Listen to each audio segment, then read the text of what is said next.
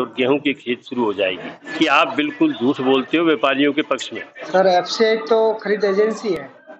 FCI state government द्वारा बनाए गए नियमों के अधीन ही कार्य करती है। तो ऑफलाइन करवाने के लिए और कुछ गिरदावरी संबंधी समस्याओं के लिए भाई ये तो प्रतिनिधि है ना उनके।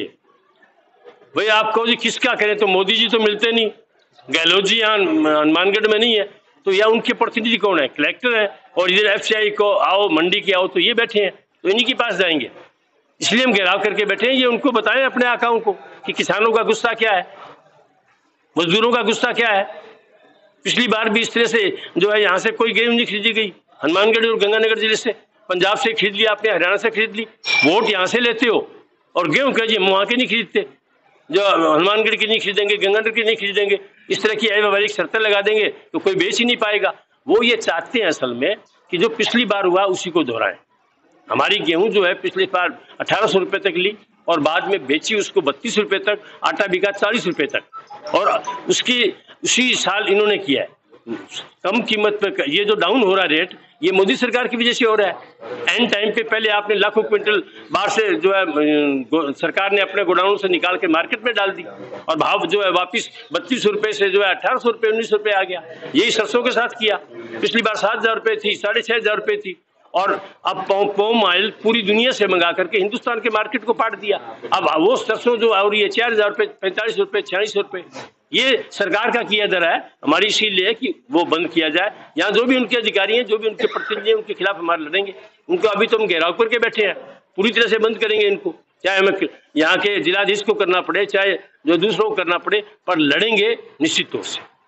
हनुमानगढ़ जंक्शन धान मंडी के अंदर पुलिस के साथ पहले झड़प होती है, फिर सचिव और एफसीआई के अधिकारियों को किसानों ने बनाया बंधक। वहीं दूसरी ओर एफसीआई के अधिकारी का इस गेहूं की खरीद सरकारी के बारे में क्या कहना है, सुनिए। सर, एफसीआई तो खरीद एजेंसी है। एफसीआई स्टेट गवर्नमेंट द्वारा बनाए गए नियमों के अधीन ही कार्य करती है। अब नियम बनाना, ऑनलाइन पोर्टल को ऑफलाइन करना या गिरदावरी या अन्य कोई समस्या है तो वो स्टेट गवर्नमेंट ही सॉल्व करेगी। हम खरीद एजेंसी है, हम सिर्फ खरीद सकते हैं अपने नॉर्म्स पर। सर, वो स्टेट गवर्नमेंट के नॉर्म्स है, उसी के अकॉर्डिंग हम मांग करते हैं। पोर्टल भी स्टेट गवर्नमेंट का है। पोर्टल में जो भी समस्या आ रही है वो भी हमने स्टेट गवर्नमेंट को अवगत कराई है, इन्हीं को बता के करवाई है। वो प्रशासन ने लिखा भी है, जैसा कि सचिव सर ने बताया है, उन्होंने जयपुर भेजा है, वहाँ से क्या सॉल्यूशन आ रहा है इसका आगे पता चलेगा।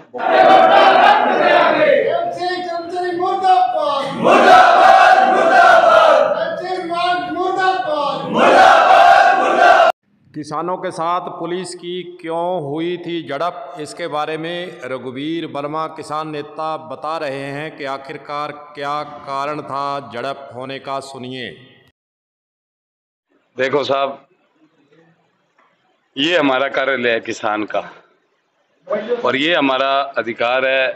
हम यहाँ आए और अब आप देख रहे हो ये सारा खुला ही पड़ा है, पुलिस है ही नहीं। बेवजह पुलिस ने बेवजह माहौल खराब करने की कोशिश की है। भाई अगर रोकना था तो फिर अब भी रोकते। सवेरे क्या बात थी ऐसी? अभी तो अंदर बैठे हैं सारे अधिकारियों को, पुलिस करे ना कुछ करना है जो। लेकिन असल में कुछ ऐसे लोग होते हैं जो माहौल को खराब करना चाहते हैं और यही वजह थी कि बेवजह हमारा गेट रोका गया। अब खुला पड़ा है, सारे आ रहे हैं जा रहे हैं, आप भी आए हो, सारे लोग आए हैं, तो ऐसी कोई बात नहीं थी। लेकिन कुछ कर्मचारियों की, इनके पुलिस कर्मियों की गलती रही कि जिसकी वजह से माहौल तनावपूर्ण हो गया। और हम तो ये कहने के लिए है कि हमारी लड़ाई राजस्थान सरकार से है, उसके प्रतिनिधियों से है, आपसे नहीं है। अगर आप बीच में आओगे तो फिर आप भी हमारे अपने आमने सामने होंगे। तो हमें इस बात का है कि भी ऐसे नहीं नौबत आनी चाहिए। पुलिस अपना काम करे, किसान मजदूर व्यापारी अपना काम कर रहे हैं। और इतने दिन हो गए, 14 मार्च से हमारा धरना चल रहा है, कोई गौर ही नहीं कर रहा है यहाँ के अधिकारी। एक सरसों के 2 अधिकारी आए हैं सरसों खरीदने के, एक सुभाष सारण है जो लोगों को गालियां निकालता रहता है सारा दिन, किसान को बेवजह परेशान करता रहता है, एक ब्रिजलाल जांगू है जिनको कोई अता पता नहीं है। आप देखो कितनी बड़ी गड़बड़ है कि जिस दिन अखबारों में फोटो लगाई है, इनकी तो जांच होनी चाहिए। जिस किसान के नाम टोकन था वो किसान नहीं आया, किसी दूसरे किसान के टोपी लगा के, माला डलवा के, हमसे लाडू बंटवा के कह दिया ये पहला किसान है। जब हमने बाद में देखा तो पता चला ये किसान के नाम तो टोकन ही नहीं है। मतलब ये नाटक करते हैं। राजस्थान पत्रिका, भास्कर, तमाम अखबारों में आपने भी दिखाया। तो उस दिन वो टोपी किसी और के लगा रहे हैं, किसान के टोकन किसी और का है। ऐसे भ्रष्ट अफसर यहाँ सरसों के बैठे हैं। हमारे ने तो पहले दिन से कहा था कि ऐसे अधिकारियों का अगर यहाँ रहेंगे तो किसान का फायदा नहीं हो सकता है। ये एक जांच का विषय है कि आपने एक जिला कलेक्टर को, राजस्थान सरकार को मूर्ख बना दिया। किसी को पकड़ के उसके टोपी लगा के कह दी कि ये सरसों उसकी है, उसका नाम हम जानते हैं, अवतार सिंह जी, वो आप नाम जानते हैं उसका, तो जालूराम, जबकि उसकी टोकन ही नहीं है। 1 नंबर हम दावा कर रहे हैं, इनके खिलाफ जांच होनी चाहिए। और उसके बाद में भी किसान आज 1 रुपए नहीं मिल रहा है, वो परेशान हो रहा है। 4 बजे यहाँ से भाग जाते हैं।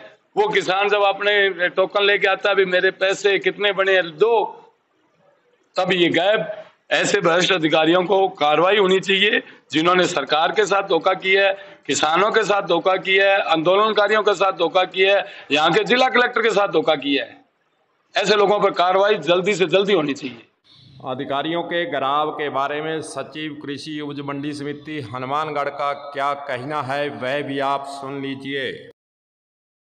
मूल्य पर जो खरीद चल रही है उसको ऑफलाइन करवाने के लिए और कुछ गिरदावरी संबंधी समस्याओं के लिए आज तो किसान, व्यापारी और मजदूर है, इन्होंने धरना लगा रखा है मंडी समिति के आगे। तो इस संदर्भ में जिला प्रशासन को अवगत करा दिया है और एडीएम मैम द्वारा इसके संबंध में जो भी इनकी मांगे हैं वो खाद्य विभाग को भिजवा दी गई है।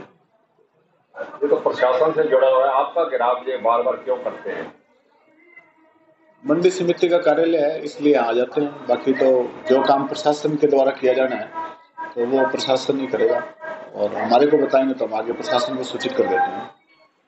सरसों की सरकारी खरीद है जो देर आए दुरुस्त आए। सरसों की सरकारी खरीद 3 नंबर शेड के नीचे सुचारू रूप से चल रही है। प्रशासन का इन पे दबाव था। राजफेड के अधिकारियों द्वारा किसान उस दिन भी एकत्रित हुए थे, इसी जैसे आज हम साथी इकट्ठे हुए हैं। इन्होंने टोपी हमारे को पहना दी उस दिन। आपने पहन ली? पहनी नहीं है, हमने उसका पीछा, बात को छोड़ा नहीं, उस बात का पीछा हमने कोऑपरेट करने के लिए चलो ये शुरू तो करेंगे। उस दिन हमने उनकी बात मानी कि चलो आप आज शुरू करो, और उन्होंने बोला भी वैकल्पिक व्यवस्था जब तक हो जाएगी हम यहाँ पे शुरू कर लेंगे। और वो हमारी सरसों की खरीद वहाँ पे हो रही है, क्योंकि थोड़ा मौसम खराब है और किसान भी गेहूं की कटाई में लगा हुआ है। और जिन वो साथियों को मैसेज दे रहे हैं और हमारी सरसों बढ़िया तरीके से तुल रही है वहाँ पे। और आज हमारी वही सरसों वाली बात फिर आ जाती है। धरना प्रदर्शन करके ही हमको हमारी जो एमएसपी है वो हमको लेनी पड़ रही है। मोदी जी कहते हैं एमएसपी थी, एमएसपी है और एमएसपी रहेगी, पर वो देनी नहीं है। हमारे को हमारी मांगों को फसल बेचने के लिए यहाँ पर धरने प्रदर्शन करने पड़ते हैं। और आज हमने प्रशासन को बोल दिया है भी आर पार की लड़ाई यहाँ पे लड़ेंगे। खाना हमारे साथियों के लिए, जो किसान साथी, मजदूर साथी और व्यापारी वर्ग ने भी आज हमको साथ दिया है। मंडी बंद है, खाना हमारे साथियों के लिए बन रहा है। और जब तक हमारी खरीद सरकारी रेट पे शुरू नहीं होगी हम मंडी समिति में नहीं छोड़कर नहीं जाएंगे। आपने कहा था भी आपने मंडी समिति में ही क्यों धरना लगाया, क्योंकि किसानों का हेडक्वार्टर मंडी समिति है, यहीं पे हमारी फसल तुलती है, यहीं पे हमारे पेड़ हैं, इसलिए हमने मंडी समिति का घेराव किया है। घेराव के बीच में एसडीएम हनुमानगढ़ पहुंचते हैं और किसानों और अधिकारियों के प्रतिनिधि मंडल के साथ वे वार्ता करते हैं, अपनी पीड़ा भी बताते हैं कि प्रशासन की क्या पीड़ा है। और उनके हाथ में कुछ भी नहीं है, राज्य सरकार के हाथ में है। जो भी नियम कानून कायदे जो गाइडलाइन बनाई गई है सरकार के स्तर से बनाई गई है, हमारे द्वारा सूचना कर दी गई है और जो किसानों की मांग है उसके बारे में राज्य सरकार को अवगत करवा दिया गया है।